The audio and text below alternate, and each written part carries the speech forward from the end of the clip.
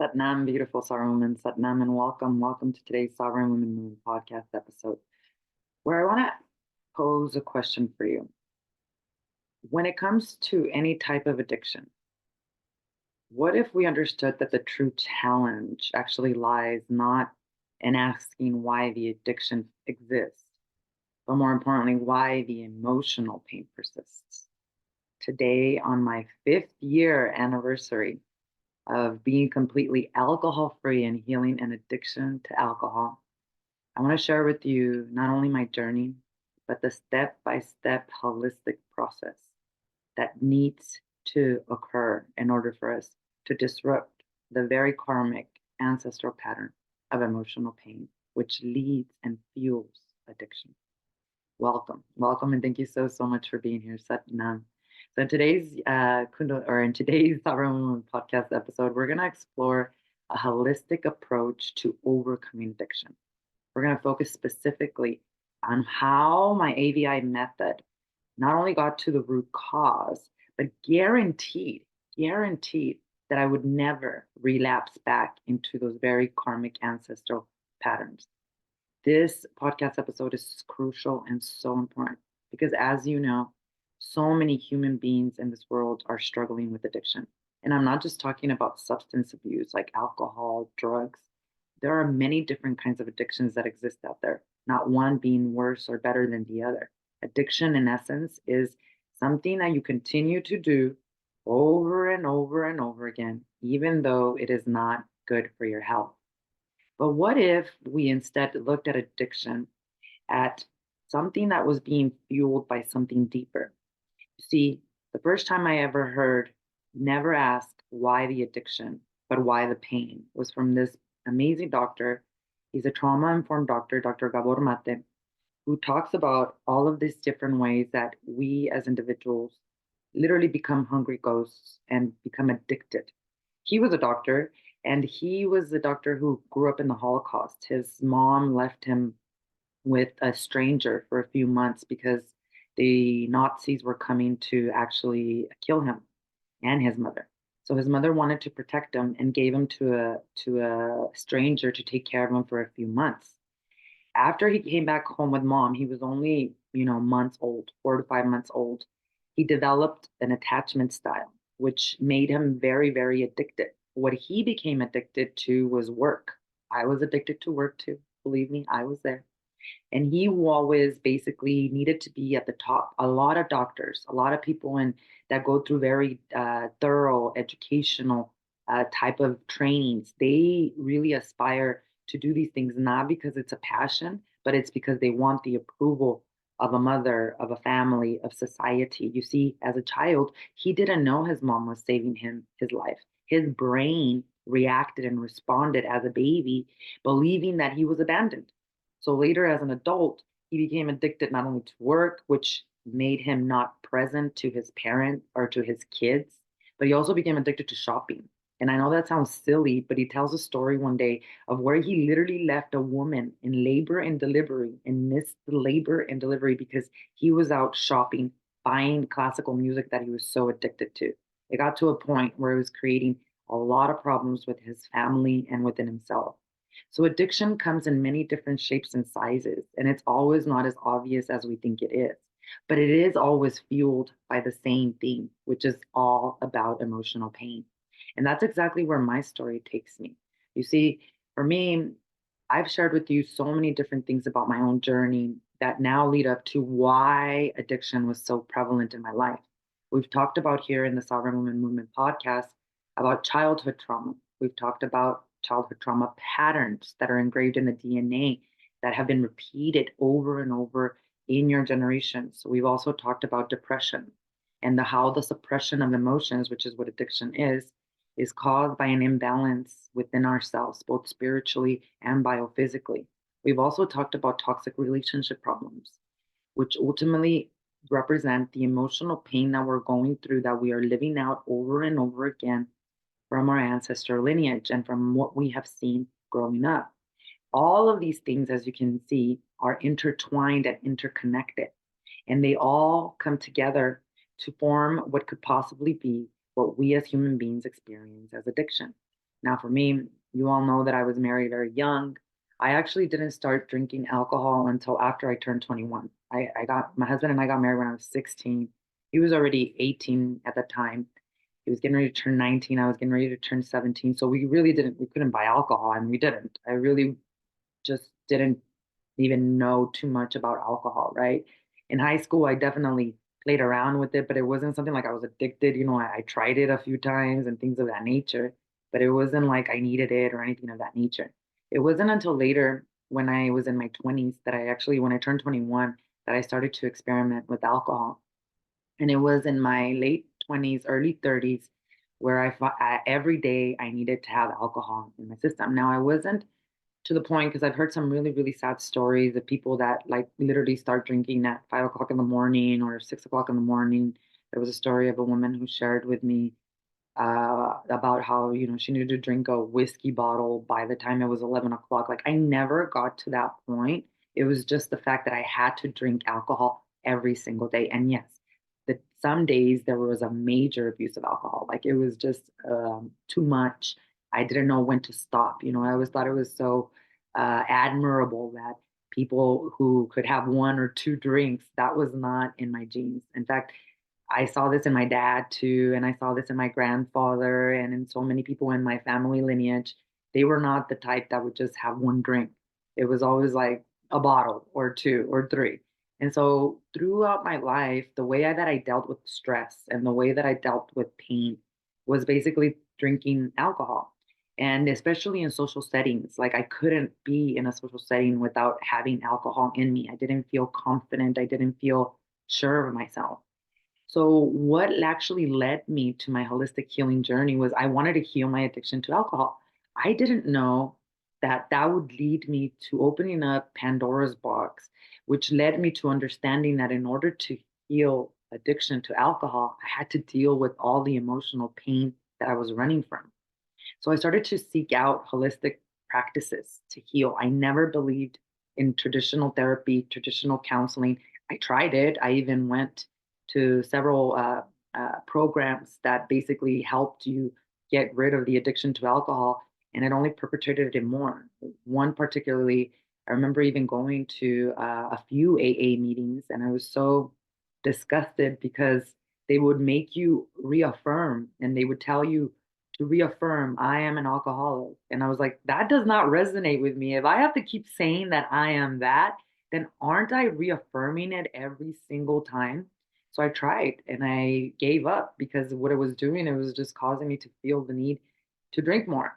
We were not dealing with our emotional pain there. We were just basically talking about what it was like to be an alcoholic. So I quickly left that situation and I started to embark on a journey of holistic healing. And as you all know, the first place where I landed was in the Amazon jungle for 17 days, where I worked with plant medicines, Mother Ayahuasca, and San Pedro. And my only intention was to heal from the addiction of alcohol. Well, as you know, my story, coming back from the Amazon jungle, I did not stop drinking alcohol. When I came back to the West, I was still drinking alcohol, still under the same stresses, still trying to figure out how in the world was I going to stop this pattern. What I had been shown in the Amazon jungle was how my lineage, my ancestry, my ancestors carried this pattern of addiction in their genes, in their DNA for many generations because of the lack of healing that they had all received. I knew in the Amazon jungle that I had to find a pathway to deal with all that had been shown about my emotional pain. I just didn't know what that was going to look like. So when I came back from the West, I literally prayed to God and I said, why do I feel like this again? Why do I have levels of anxiety and of depression? And why are all these feelings coming back? Why can't I stop drinking alcohol?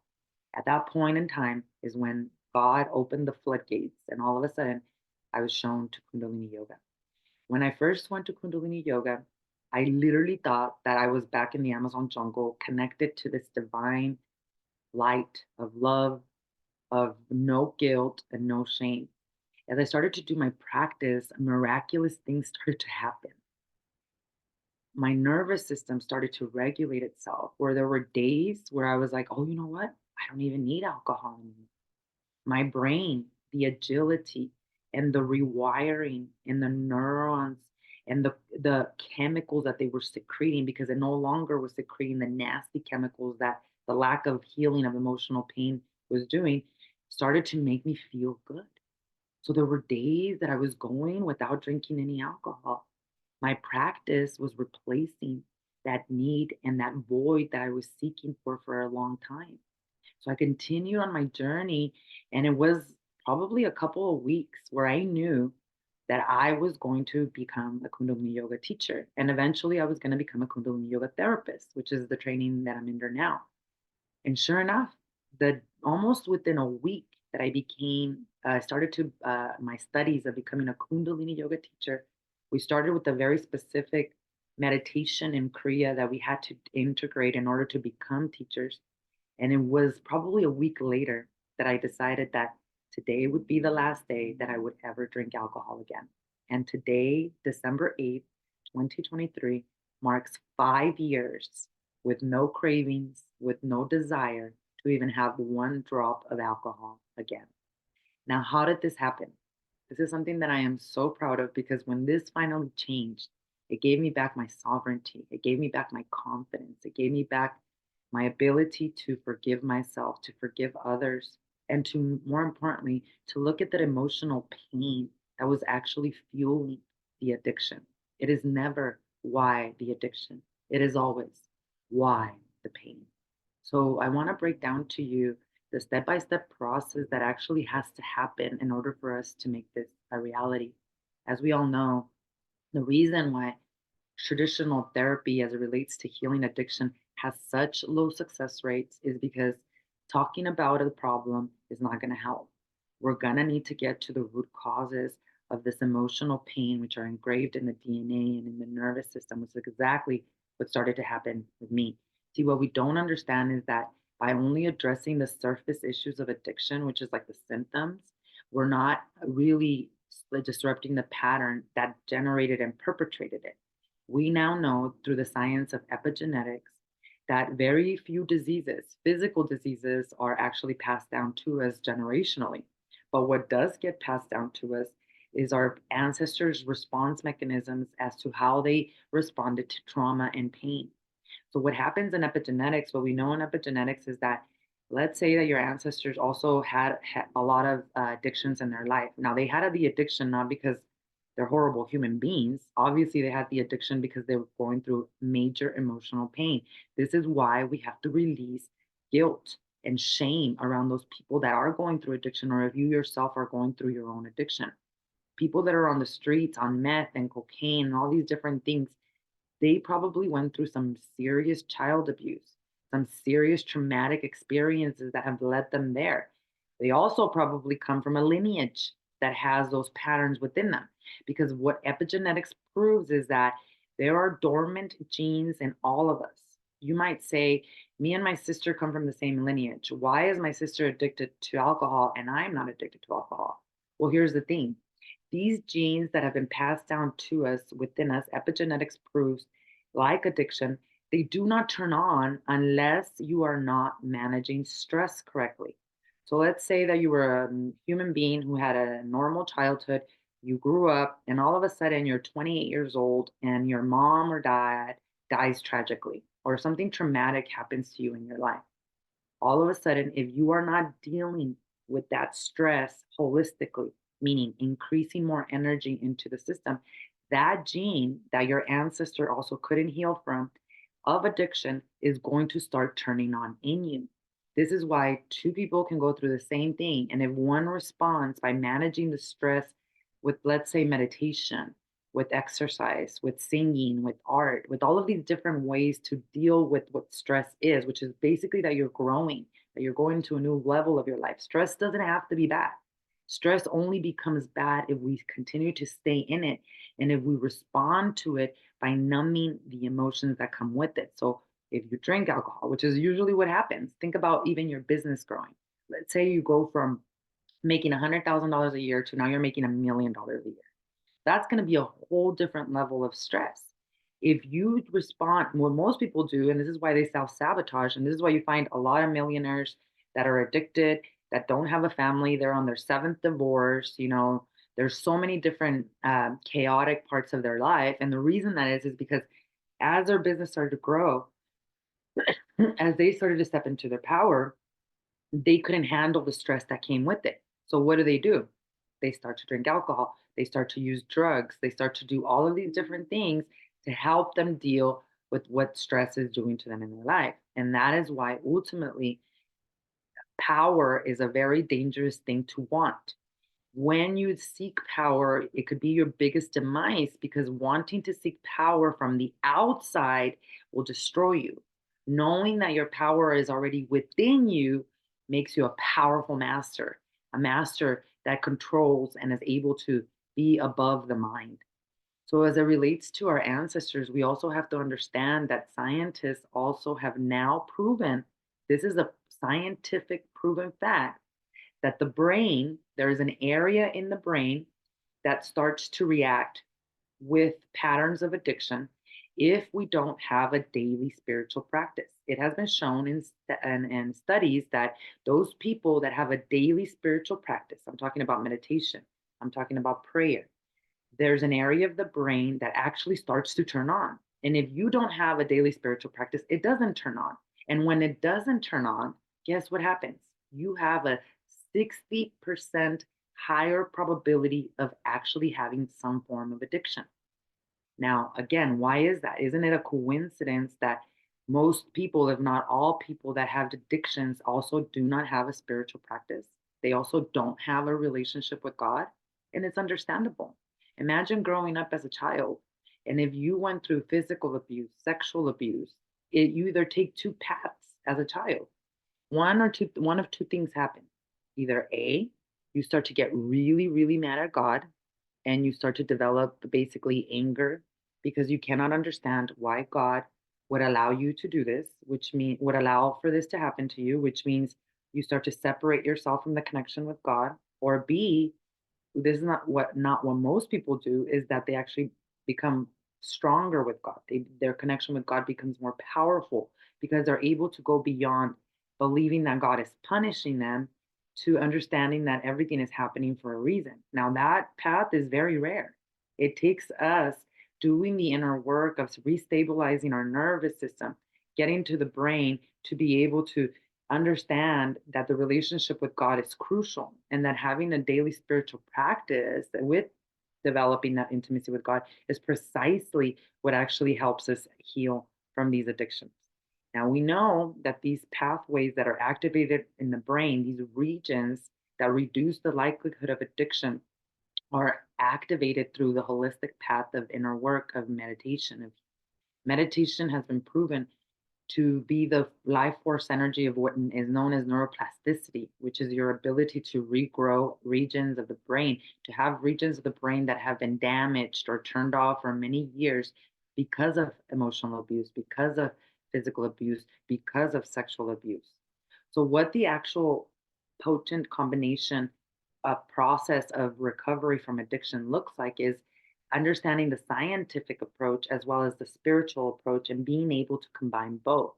So, what it actually looks like is for me, Kundalini Yoga meditation therapy. What it does is that these meditations, and there's specific meditations, like there's one particularly that is known as the addiction meditation. And I laugh and I chuckle when I say this meditation because it is so powerful every time I practice that meditation. Because it doesn't, remember, it doesn't just take away your addiction to alcohol, it takes away the addiction to the thoughts, to the emotional pain that create and fuel your need for alcohol. So this addiction meditation, for example, there Yogi Bhajan said that it would probably not be understood by scientists and doctors until a very long time. And now we're understanding that. Thank goodness that there are many universities and doctors that are studying Kundalini Yoga meditation. There's particular universities that have come up with so many incredible discoveries. In fact, one was even going to be given the Nobel Prize because of how much of an impact and a change these meditations do to the nervous system and the brain. But particularly the addiction meditation, which is actually here on my YouTube channel. You can find it here and practice it yourself. Start with 3 minutes, though. Don't do anything above 3 minutes. After 7 days, you can increase it to 5 minutes, then go to seven. And if you can do it for 11 minutes for 40 days, you're a master. You're a G. Because this meditation, it's not that it's difficult to do, it's just that it goes deep into these areas of the subconscious, the brain, and the nervous system that are going to force you to start to face the emotional pain that you probably haven't done for a long time. And what Yogi Bhajan says that the reason like this meditation is so powerful is because addiction basically is not where your brain no longer communicates with each other. So there's glands in your brain, like the pituitary gland, the pineal gland, the hypothalamus, the amygdala. These glands secrete, when you're healthy, they secrete great chemicals into your body that heal your body. Literally, your medicine cabinet that you're looking for, it's in here. But if you've been through emotional trauma, physical trauma, if you've been through sexual abuse, things of that nature, these glands, especially as a child, they stop working. They don't communicate with each other anymore. So the particular meditation I'm referring to, the way that you practice it, it forces the communication between the pituitary and the pineal gland again. It forces the communication between the hypothalamus and the hippocampus and the amygdala.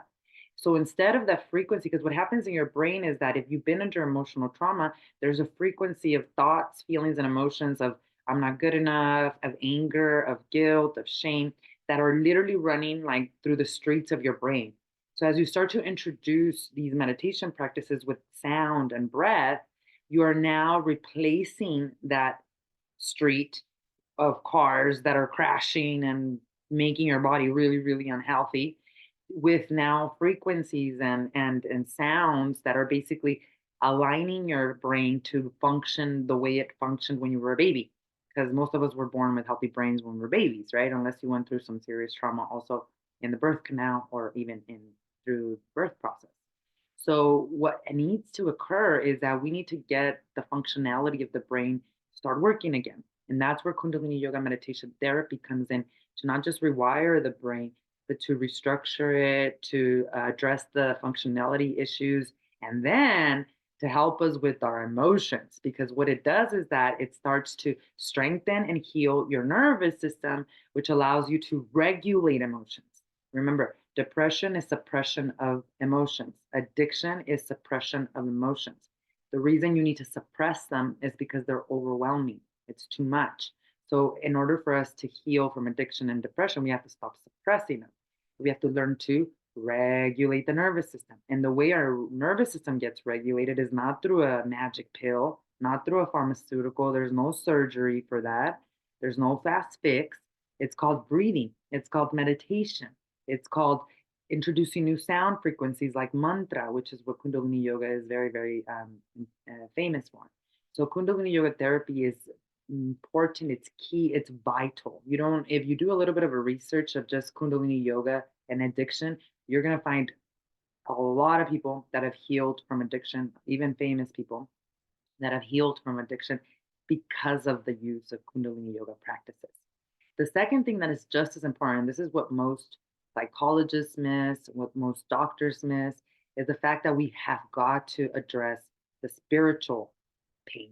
We've got to integrate some form of spiritual psychotherapy, not only because of the brain, and we all know that that region of the brain needs to turn on, but it's because you need to heal the relationship with yourself. Emotional pain is a disconnected relationship with yourself. It's the lack of forgiveness for others, which all everything is forgivable, and our work in this incarnation is to forgive. And again, the forgiveness work or the acceptance work or the spiritual intimacy work we have to do with God. Because you might say, what do you mean? I'm not mad at God. I have a good relationship with God. But your subconscious mind might be saying the complete difference. Like I stated a little bit earlier, if you're a child that grew up with a lot of physical abuse, if you saw or continue to see a lot of physical, sexual, emotional abuse in your lineage, two things happen. Either you get super angry at God and you stop believing in God, or you start to connect more to God. Most people do not start to connect more to God in trauma. Most people unconsciously, they make up all these excuses. Religion is horrible, all these different things. I'm not talking about religion. I'm talking about God, whatever God means to you. And we do not heal that relationship with ourselves, that we don't do the forgiveness work of others, because ultimately the only way you can forgive yourself is to forgive others. That's the only way. There is so much new age jambalaya out there that says, in order, you just have to focus on forgiving yourself. Well, no, there's no way that you will be able to forgive yourself if you do not first forgive others. In fact, you forgive others and it becomes super easy for you to forgive yourself. So, this spiritual psychotherapy aspect of the work is crucial, it's mandatory, it's a prerequisite because we cannot truly rewire the nervous system and the brain if we truly have not done the work of forgiveness and gone beyond forgiveness to actual acceptance, which leads us to the third part of this process. And this has everything to do with addressing the root cause of addiction. And the root cause meaning this underlying emotional pain through awareness. Kundalini Yoga is the mother of awareness. And through awareness, to be able to acknowledge what occurred to us. Another part of trauma or abuse, especially in the lineage, is that if it happened to you, especially as a child, you learn to separate yourself from this reality and what occurred to you.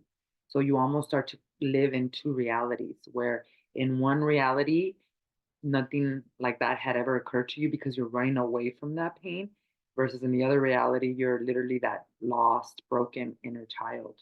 This is why we have got to really initiate this profound healing process of acknowledging what it is that occurred to us.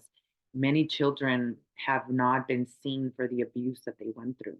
They have not been acknowledged for the pain that they've been through. Your parents, you, your grandparents, without the acknowledgement part, without truly looking at this emotional pain at its roots with a neutral mind, we'll never be able to move to the through the steps of healing, through the steps of truly being able to disrupt the pattern.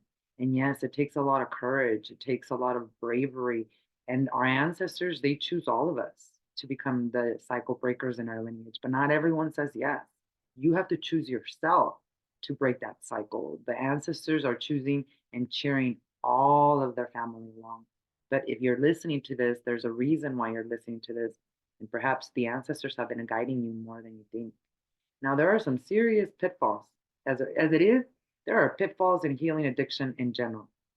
But when you approach this holistically, there are some pitfalls that I want to mention to you today so that you can understand that as much as I want to say that this is a walk in the park or that it's easy and overnight, that's not the truth. There are major rewirings of the nervous system of the brain that have to occur in order for us to actually release ourselves from the addiction and not have the cravings like me. Like I not only stopped drinking alcohol, but there's never been a thought in my head that says, I want to drink or I want to go back to drinking. And the reason that is because the nervous system and brain have been deeply changed and transformed forever. Plus, I still have a daily Kundalini yoga practice. Every single morning, I wake up at 3:45 in the morning.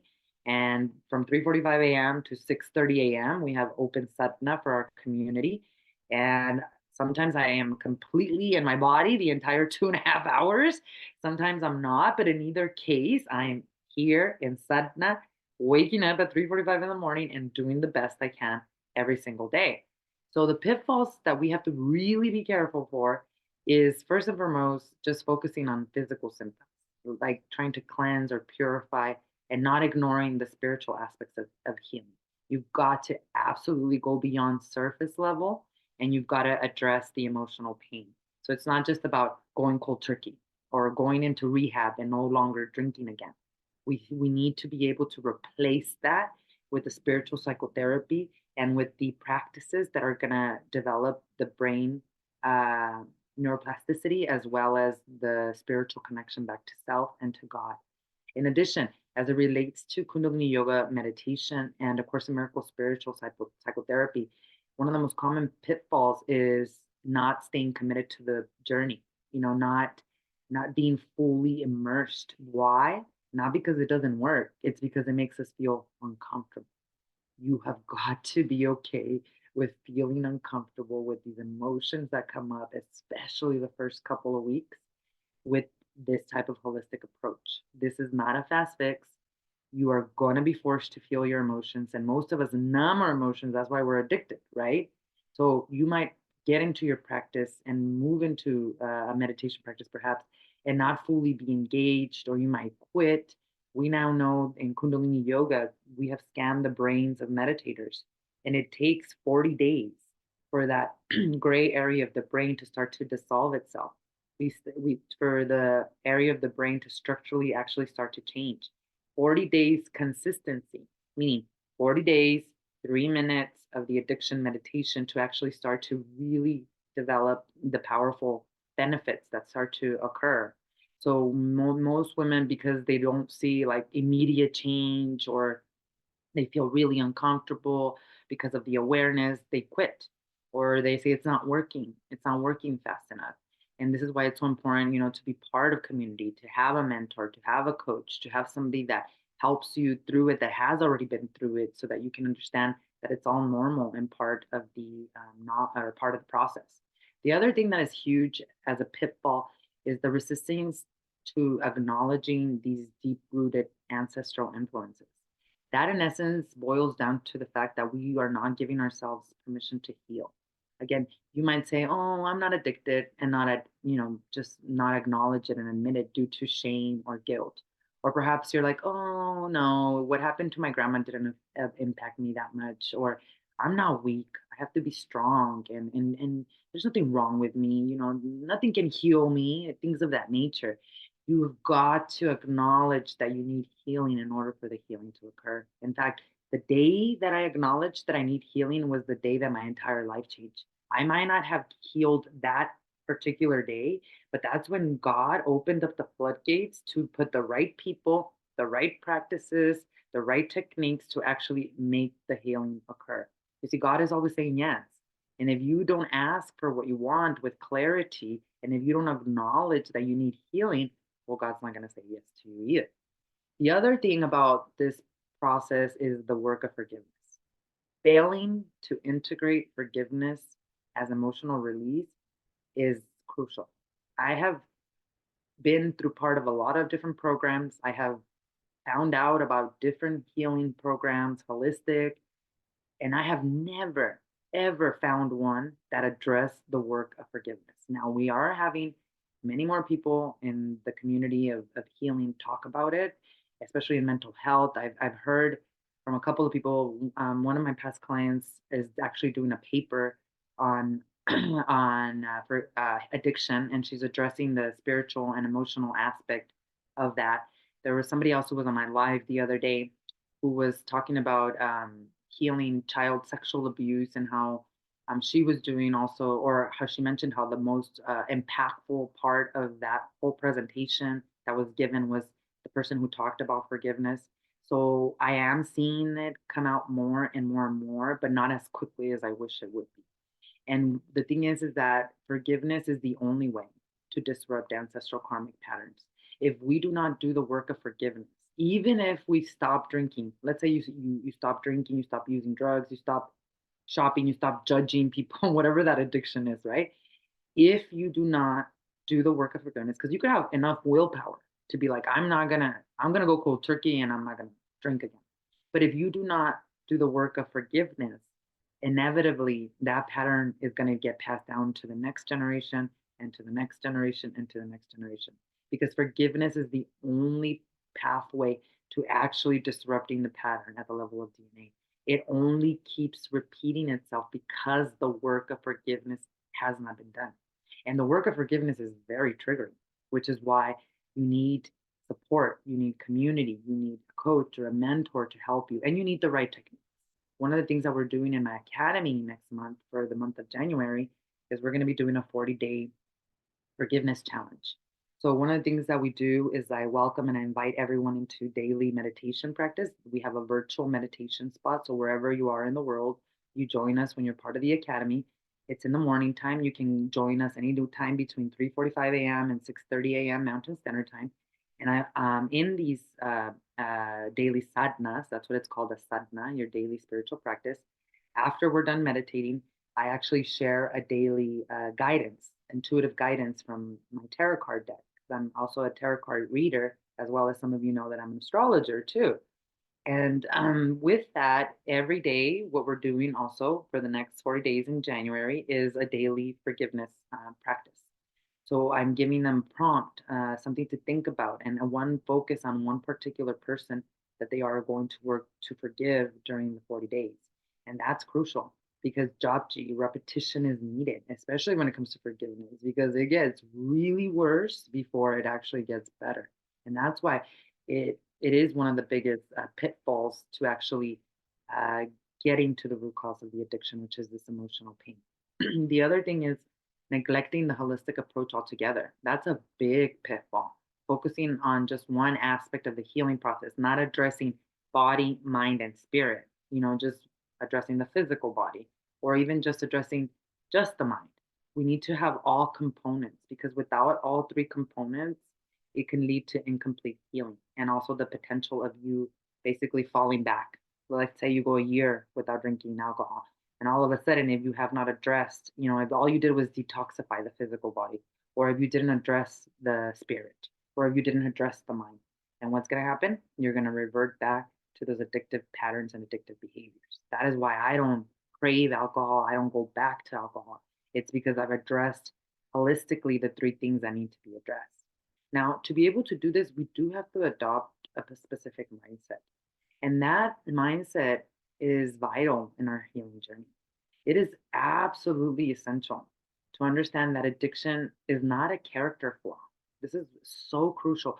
That's what prohibited me from reaching out for help or finally healing. It was the fact that I thought there was something wrong with me. I felt so guilty.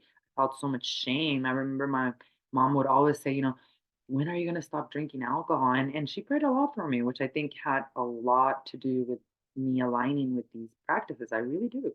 But if we understand that addiction is not a mere character flaw, and if instead we see it as basically emotional pain, that it's basically a cry for help, that it's a complex manifestation of something deeper that is very emotionally painful, that has to do with all of our ancestors and our generations that never received healing, we'll be able to effectively heal. We need to all cultivate energy, inner chi. And that's not only done through practices of meditation, breathing, and things of that nature within our system to be able to go beyond patterns of thinking, to be able to go beyond patterns of addiction. This energy that's within you and you that gets activated through Kundalini Yoga is crucial for releasing these deep seated emotions like guilt, which often what? They underpin addictive behaviors. That's what stops us from actually getting help and from clearing the addiction. So, viewing addiction through the holistic lens as a multifaceted issue that is intertwined with emotional, with spiritual, and with ancestral layers is the cornerstone of true enduring healing. And that's exactly what we do in the academy. We embrace this mindset. We empower each individual to unlock their healing potential and to transform not just their lives like I did, but also their entire ancestral lineage. So if you're finding it very challenging to make progress as it relates to addiction, whether that's pharmaceuticals, because that's also a very prominent or common addiction right now, pills and painkillers and things of that nature. We trusted the doctors, and now look what happened. Or whether it's a drug, whether it's alcohol, whether it's a sexual addiction. Many men are struggling with some serious sexual addictions, and that has a lot to do with porn and how porn is basically used as a spiritual warfare to demasculate and to harm the sexual energy of a man, especially. Whatever it is that you're dealing with, remember that healing is a journey. And there are a few things that you can start to ask yourself to start to reflect on exactly where you are on this journey. First thing is, with everything that I've said here, how can your perceptions of addiction actually change? Can you go from believing that it's a character or personality flaw and understand that there's a deeper emotional root pain that's actually feeling it? And then what steps have you already done that have brought you closer to healing? What are some of the things that you already are doing or have done or are contemplating doing that relate to a holistic approach of healing body, mind, and spirit? If you start to ask yourself those questions and you start to reflect upon the pain that you're feeling, you can start to begin the process of acknowledgement. And through that process of acknowledgement, you can start to what? Actually allow yourself to heal. Give yourself permission to heal. You can start to reflect and start to focus on not the addiction, but the emotional pain and the process of forgiveness. And as we conclude today's Sovereign Women Movement podcast episode, I just want us to know that it's crucial to remember that holistic healing from addiction encompasses much more than just addressing surface symptoms. It's about a deep, integrative rewiring of the brain and the nervous system, coupled with profound reconnection of your soul, spiritual healing. This approach not only heals us on a personal level, but also reverberates through our DNA, impacting ancestors before you and all generations after you. It's a journey that mixes the scientific understanding and the spiritual wisdom, targeting the roots of addiction embedded in our DNA and our very being. And now I welcome you to embrace this approach, to understand that everything is healable and that there's nothing wrong with you, that there is a process that will allow you to not only come back home to yourself, but to relinquish yourself from the shackles of addiction that keep you and your generations in these loops of pain. So today, as I celebrate 5 years of being completely alcohol free, I welcome you to the journey of self healing. And if you're listening to this today, there's a big reason for it. Give yourself permission to heal. Know that you're worthy. Know that your ancestors are cheering you on. Know that I'm cheering you on. And know that you are ready to be a sovereign woman. I want to thank you all so much for holding space on this very, very important subject matter. Thank you all so much for your beautiful, kind words and regards. We really couldn't do this without you. Together, we're fostering a community of sovereign women that are courageous enough to face that emotional pain and disrupt all ancestral karmic patterns, to heal themselves and heal 7 generations before and after. Thank you all so much for subscribing. Thank you for sharing. If you know someone that's going through addiction, especially, please share this podcast episode with them. I'm sure that it'll help them at least start to begin the process of releasing themselves from the guilt and pain that comes with addiction. Thank you for subscribing. Thank you for a beautiful week. I'll see you all on the next video.